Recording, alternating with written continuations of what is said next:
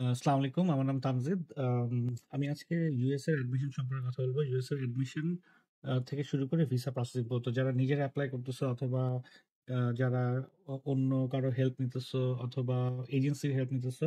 তো তোমাদের যদি পুরো প্রসেসটা যদি জানা থাকে তাহলে it's better for you basically. So সবার আগে যেটা করতে হয় সেটা হচ্ছে গিয়ে যে ইউনো মেবি তুমি ব্যাচেলার্স এর জন্য অ্যাপ্লাই করতেছো অথবা মাস্টার্স এর জন্য। তো সবার আগে ডকুমেন্টস তো অবশ্যই থাকা লাগবে সবগুলো, বেসিক্যালি সার্টিফিকেট, ট্রান্সক্রিপ্ট, এগুলি, রিকমেন্ডেশন লেটার্স, এসওপি, দেন ইংলিশ প্রফিসিয়েন্সি স্কোর অথবা এমওআই দিয়ে অ্যাপ্লাই করা যায়। তো সবার আগে যেটা করতে হবে সেটা হচ্ছে গিয়ে ইউনিভার্সিটি সিলেক্ট করতে হবে, like based on what you want to study. ইউনিভার্সিটি সিলেকশনটা এটা দুই ভাবে করা যায়। একটা হচ্ছে গিয়ে সাবজেক্ট আগে সিলেক্ট করে তারপরে ইউনিভার্সিটি সিলেক্ট করা, অথবা ইউনিভার্সিটি যদি অলরেডি যদি সিলেক্টেড থাকে ওইটার উপর বেস করে ওই ইউনিভার্সিটিগুলো দেখে, ওই ইউনিভার্সিটি প্রোগ্রামগুলো দেখে তারপরে অ্যাপ্লাই করা। সো ইউনিভার্সিটি নিয়ে আগে সবার আগে রিসার্চ করতে হবে। তো সো ফার্স্টে হচ্ছে গিয়ে বেসিক্যালি এখানে লেখা আছে যে admission process research schools and program. So university select করতে হবে, প্রোগ্রাম সিলেক্ট করতে হবে based on your academic and career goals.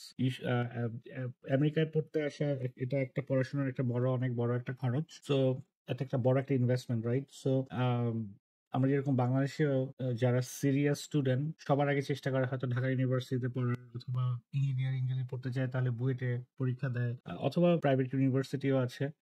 তো যেহেতু F1 ভিসাটা দেয় সেই স্টুডেন্টদের, তোমাদেরকে ওই রকম ভাবেই স্টুডেন্ট হিসেবে চিন্তা করতে হবে। জাস্ট অনেকেই চিন্তা করে জাস্ট আমি আমেরিকা আসতে চাই। আই আন্ডারস্ট্যান্ড দ্যাট, বাট তারপরেও যেহেতু স্টুডেন্ট হিসেবে দাঁড়াবা, মেন্টালিটিটা ওরকম থাকাটাই বেটার। ওরকম প্রিপারেশন নাও, স্টুডেন্ট হিসেবে প্রিপারেশন নেওয়াটা আর কি ইম্পর্টেন্ট।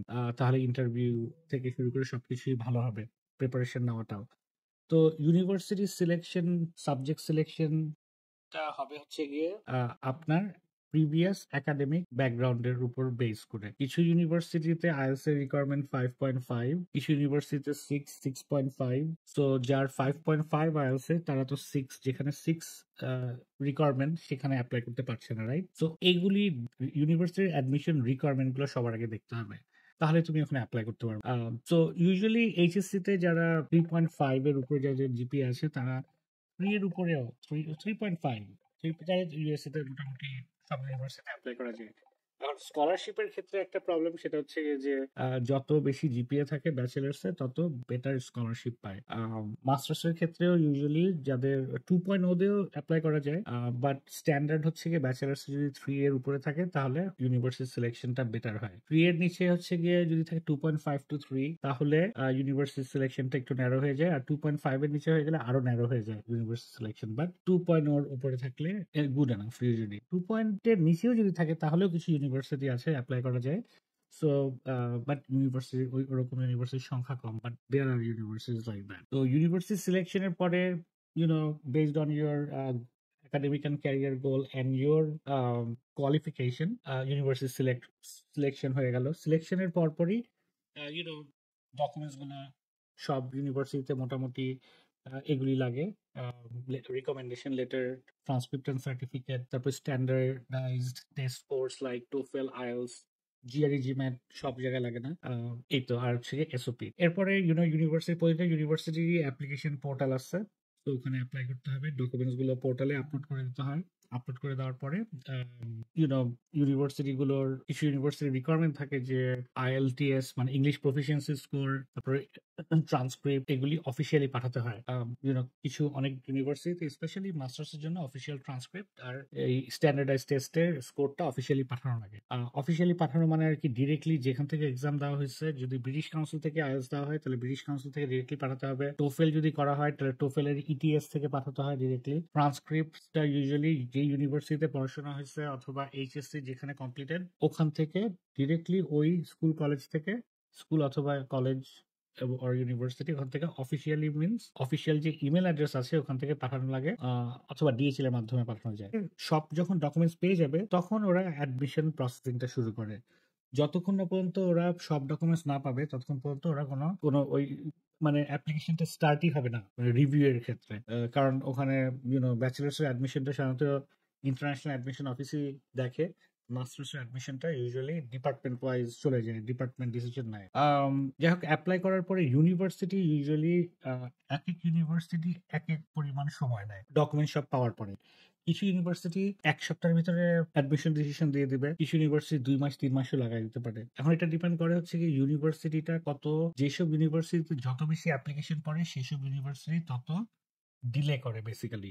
সো বড় বড় ইউনিভার্সিটি ইউজুয়ালি ডিলেটা হয়। ছোট ইউনিভার্সিটি, আনপপুলার ইউনিভার্সিটি যেগুলি, ওগুলিতে অ্যাডমিশন ডিসিশন তাড়াতাড়ি হয়ে যায়। আবার যেসব ইউনিভার্সিটি ছোট ইউনিভার্সিটি, প্রাইভেট ইউনিভার্সিটি থেকেও অ্যাডমিশনের ডিসিশন তাড়াতাড়ি আসে, পাবলিক ইউনিভার্সিটি থেকে অ্যাডমিশনের ডিসিশনটা সময় নিয়ে আসে। সো অ্যাডমিশন ডিসিশন আসার পরে দেন ডিসিশন আসলো, তারপরে ব্যাংক স্টেটমেন্টটা দিয়ে I-20 জন্য রিকোয়েস্ট করতে হয়। I-20টা কি? এটা হচ্ছে একটা ইমিগ্রেশন ডকুমেন্টস। ইউনিভার্সিটি ইউজুয়ালি এটা ইস্যুটা হয় আসলে USCIS থেকে, বাট ইউনিভার্সিটির অ্যাক্সেস থাকে ওই ইমিগ্রেশনের একটা পোর্টাল আছে, ওই পোর্টালে স্টুডেন্টের ইনফরমেশন ইনপুট দিতে হয়। দেওয়ার পরে তারপরে I-20টা ইউজুয়ালি ইউনিভার্সিটি স্টুডেন্টকে দিয়ে দেয়। ওই I-20টা দিয়ে সবার আগে DS-160টা ফিল আউট করতে হবে, যেটা ভিসা অ্যাপ্লিকেশন ফর্ম বলে। DS-160টা ফিল আউট করার পরে অ্যাপয়েন্টমেন্ট নিতে হবে ইউএস এমবাসির সাথে। এটাই মেইনলি স্টেপস। এর ভিতরে আবার সেভাস ফি পে করতে হয়। সেভাস ফি হচ্ছে $350, এটা অবশ্যই পে করতে হয়। আর DS-160 অবশ্যই ইন্টারভিউ এর মিনিমাম 1 সপ্তাহ আগে সাবমিট করতে হবে সেভাস ফি সহ। ভিসা ফি এখন হচ্ছে গিয়ে $22,570 আর সেভাস ফি হচ্ছে $350। তো এগুলি উচিত হচ্ছে গিয়ে 1-1.5 মাস আগে শেষ করে ফেলা, অথবা যত তাড়াতাড়ি সম্ভব। যদি তুমি শিওর হয়ে থাকো যে তুমি এই ইউনিভার্সিটি নিয়ে দাঁড়াবা, তুমি যদি শিওর থাকো যে তুমি এই একটা সার্টেন একটা ইউনিভার্সিটি নিয়ে দাঁড়াবা, তাহলে DS-160 সেভাস ফি এগুলি আগেই পে করে দিতে পারো। সেভাস ফিটার জন্য একটু ডিলে করতে পারো, কারণ সেভাস ফি 1 বছরের মেয়াদ থাকে। 1 বছর পরে তুমি যদি কোনো কারণে যদি রিজেকশন আসে, তাহলে তুমি যেন সেকেন্ড টাইম যখন দাঁড়াবা, ওটা যেন 1 বছরের ভিতরে হলে তুমি সেভাস ফি আর তোমার পে করা লাগবে না। 1 বছর পার হয়ে গেলে সেভাস ফি আবার পে করা লাগে। সো এই হচ্ছে গিয়ে বেসিক্যালি স্টেপস। নিজে করো অথবা কারো হেল্প নাও, হোয়াট এভার দ্য কেসেস, নিজে পুরো স্টেপস গুলো জানাটা উচিত। So hopefully this video will help you. যারা অ্যাপ্লাই করতেছো তারা অনেকেই গ্রুপে কোয়েশ্চেন করে যে প্রসেস গুলো জানার জন্য, তো this is the process basically. তো hopefully this will help you out. Thank you so much for watching. See you soon.